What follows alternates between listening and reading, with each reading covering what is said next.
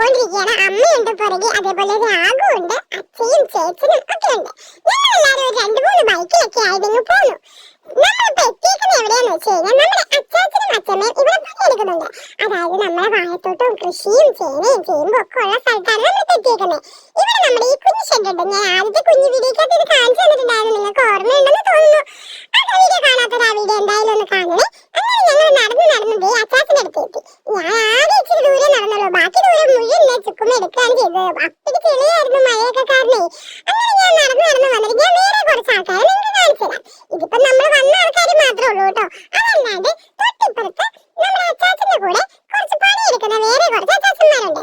ഇവര് വാഴയ്ക്ക് തടയെടുക്കുകയാണ്. അതേപോലെ തന്നെ തൊട്ടിപ്പുറത്ത് കണ്ടാൽ നമുക്ക് ചേന, ചേമ്പ്, കാച്ചില്, അത് ഇത് അങ്ങനെ കുറേ സാധനങ്ങളുണ്ട്. എനിക്കിതെല്ലാം ഒരേ സാധനങ്ങളാണ്, എനിക്ക് എന്നാണെന്നൊന്നും അറിയത്തില്ല. അങ്ങനെ ഞങ്ങൾ ഇങ്ങനെ നിന്നിട്ട് കുറച്ചു നേരം കഴിഞ്ഞപ്പോഴത്തേക്ക് ഞങ്ങൾ ഇത് പറമ്പൊക്കെ ഒന്ന് ചുറ്റിക്കറങ്ങാൻ വേണ്ടി പോവാണ്. കൂടെ വന്ന അച്ഛനെയും ചേച്ചനെയും കാണാനില്ല, അവര് പറമ്പ് ചുറ്റിക്കറങ്ങാൻ വേണ്ടി പോയേക്കുക. ഞാനും ചുക്കുമ്മയും അമ്മയും രാഘവും കൂടെ അതിലേ ഇങ്ങനെ നടന്നു പോയി. ഞങ്ങള് വെണ്ട, പയറ്, സാധനങ്ങള് എല്ലാം കണ്ടിട്ട് തിരിച്ചിട്ട് എവിടെ എത്തിയിട്ടുണ്ട്. ആ സമയത്ത് ചേച്ചനും അച്ഛൻ അവിടെ എത്തി. അങ്ങനെ ഞങ്ങളിങ്ങനെ നിൽക്കുന്ന സമയത്ത് നല്ലൊരു കുഞ്ഞു വെയിൽ വന്നു. അച്ഛമ്മയാണെങ്കിൽ എനിക്ക് എല്ലാം പറഞ്ഞു തരുമോ, ഇത് ഇതാണ് അതാണ് എനിക്കെല്ലാം മനസ്സിലായെന്ന് പറഞ്ഞ് ഞാൻ തലയാക്കി കേട്ടോ. അങ്ങനെ ഞങ്ങളിങ്ങനെ നിൽക്കുന്ന സമയത്ത് ഉച്ചയ്ക്ക് ചോറിനുള്ള സമയമായി. നമ്മൾ അച്ചാച്ചനും അച്ഛമ്മയ്ക്കും ചോറ് കൊണ്ടുവന്നു കേട്ടോ. അതിനു വേണ്ടിയാണ് ഇന്നത്തെ യാത്ര തന്നെ വന്നത്.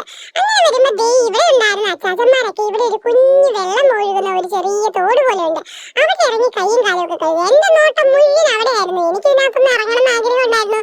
ഒന്നും പറഞ്ഞില്ല, അപ്പത്തന്നെ അച്ചാച്ചൻ ദേ എന്നെ പിടിച്ച് വെള്ളത്തിനകത്ത് ഇറക്കി. എനിക്കും കൂടി സന്തോഷമായി. ഇറക്കാൻ നല്ല സുഖം, അച്ചാച്ചനെ കൂടെ ഇറക്കിയാൽ മതി. ഇനി ഞാൻ ഇതിനകത്തൊന്ന് കേറുകയല്ല, അതാണ് ഏറ്റവും വലിയ പരിപാടി.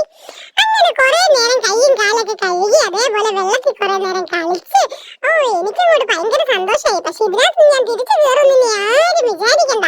ഇങ്ങനെയൊക്കെ പറഞ്ഞുകൊണ്ട് നിൽക്കുമ്പോഴത്തേക്കും ഉണ്ടല്ലോ അച്ചാച്ചൻ എന്തൊക്കെയോ പറഞ്ഞ് എങ്ങനെയൊക്കെയോ പറഞ്ഞ് എന്നെ തിരിച്ച് കയറ്റാനുള്ള പരിപാടിയായി. ഞാൻ ഇതിനുള്ളിൽ ഇത് കയറുന്നു തോന്നുന്നില്ല മക്കളെ.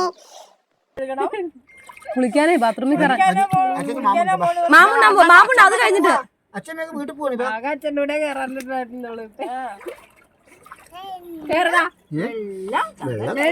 അവിടെ മിടിച്ചിട്ടോ കച്ചുട്ടോ.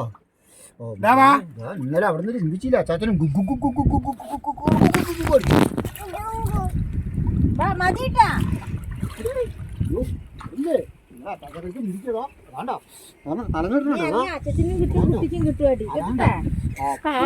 ഇന്നലെ മുറിഞ്ഞതായിരുന്നല്ലേ, എന്തോ ഒട്ടിപ്പിടിച്ചിരിക്കുന്നത് പൊളിച്ചേ.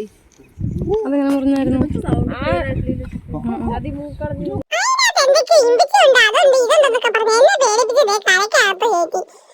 എനിക്കത്ര സന്തോഷമൊന്നും ആയില്ല. ഇനി എന്നാ പിന്നെ ചോറുണ്ടേക്കാം. അച്ചാച്ചൻ ചോറിനാൻ പോവാ. എന്നാ പിന്നെ ഞാൻ അച്ചാച്ചനെ മെനക്കെടുത്തുണ്ട്. നല്ല വെയിലാണെന്നുകൊണ്ട് ഞാനൊരു കുട എടുത്തിങ്ങനെ വിളിച്ചിട്ടുണ്ട് കേട്ടോ. അതിനുശേഷം വിശക്കൊന്നും ഇല്ല, എന്നാലും അച്ചാച്ചൻ തരുവാണെന്നുണ്ടെങ്കിൽ ഞാൻ ഇച്ചിരി ഉണ്ടാക്കാന്നുള്ളൊരു മൈൻഡിലാണ്. അത് കഴിഞ്ഞ് എനിക്ക് കുടയിലുള്ള ഇത് മുഴുവൻ കോൺസെൻട്രേഷൻ ഉണ്ടാകും. ചുക്കുമ്മ കുട പിടിച്ചതാന്ന് പറഞ്ഞാൽ ഞാൻ കുടയൊന്നും അങ്ങനെ കൊടുത്തില്ല. പിന്നെ കുറച്ചു നേരം കഴിഞ്ഞപ്പോഴത്തേക്കും ചോറുണ്ടെന്നുള്ളൊരു ഇതുകൊണ്ട് ഞാൻ മാത്രം കൊടുത്തു കേട്ടോ ആ ചുക്കുമ്മയ്ക്ക് കുട. അത് കഴിഞ്ഞപ്പോഴത്തേക്ക് അച്ഛമ്മയും ചോറെടുത്തോണ്ട് വന്നു. അച്ഛമ്മയും വേറൊരു അച്ചാച്ചനും ഉണ്ടല്ലോ, ആ അച്ചാച്ചന് കറിയൊക്കെ കൊടുത്ത് അവരകത്താണ് ഇരിക്കുന്നത്. അച്ചാച്ചന് എനിക്ക് ചോറ് തരാൻ വേണ്ടി പുറത്ത് വെയിലെത്തും.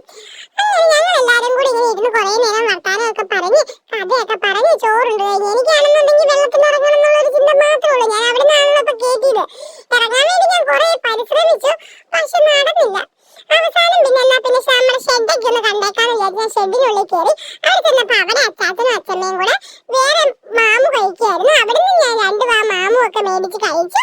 അതൊക്കെ കഴിഞ്ഞ് കഴിഞ്ഞിട്ട് ഞങ്ങൾ നേരെ വീട്ടിലോട്ട് പോരല്ലോ എന്ന് വിചാരിച്ചിരിക്കുകയാണ്. അപ്പത്തേക്ക് എനിക്കാണെന്നുണ്ടെങ്കിൽ ഇവിടെ നിന്ന് പോവാനും ഒരു എന്താ പറയാ ഒരു മനസ്സില്ലെന്നേ. ഞാൻ ഇച്ചിരി മാമു ഇട്ടിട്ട് ഞാൻ ആ ഷെഡിൽ നിന്ന് പുറത്തോട്ട് ഇറങ്ങി. കാരണം എനിക്ക് ഇവിടേക്കൊന്നും നടന്നൊന്നുമില്ല, സ്ഥലം ഒന്ന് കാണണം. അതിന് വേണ്ടിയിട്ടാണ്. അപ്പൊ ഞാൻ ഇവിടെ ഒരു വേലി അച്ചാച്ചൻ കെട്ടി വെച്ചിട്ടുണ്ട്, അതൊക്കെ ചാടി കടന്ന് അങ്ങനെ ഞാൻ ഇതിലേക്ക് നടക്കാന്ന് വിചാരിച്ചു. തോട്ടിൽ എനിക്ക് എന്നെ കൊണ്ട് എന്തായാലും ഒറ്റയ്ക്ക് ഇറങ്ങാൻ പറ്റത്തില്ല, അതുകൊണ്ട് തന്നെ ആരും ഇറക്കത്തില്ല. എന്നിട്ട് ഞാൻ അതിലേക്കൊന്ന് നടക്കാന്ന് വിചാരിച്ചു. അങ്ങനെ നോക്കുമ്പോൾ അച്ഛൻ ഇരിക്കുന്നുണ്ടായിരുന്നു. എങ്ങടെ പോണു സാറേ? കുഴി കാണാൻ. അത് കുഴി കിടക്കും.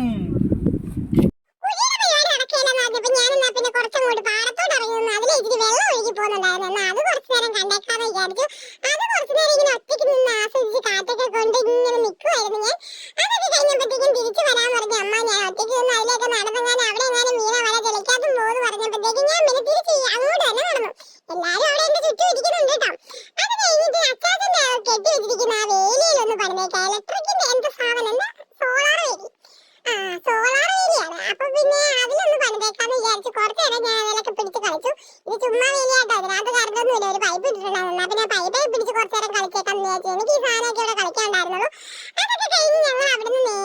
വീട്ടിലോട്ട് തിരിച്ചു പോയി. എനിക്ക് ഉറക്കം വരുന്നുണ്ട്. പോകുന്ന വഴിക്ക് ഞാൻ ഉറങ്ങി പോകുന്ന തോന്നുന്നു. അയ്യോ തല വെയിലടിക്കുന്നു.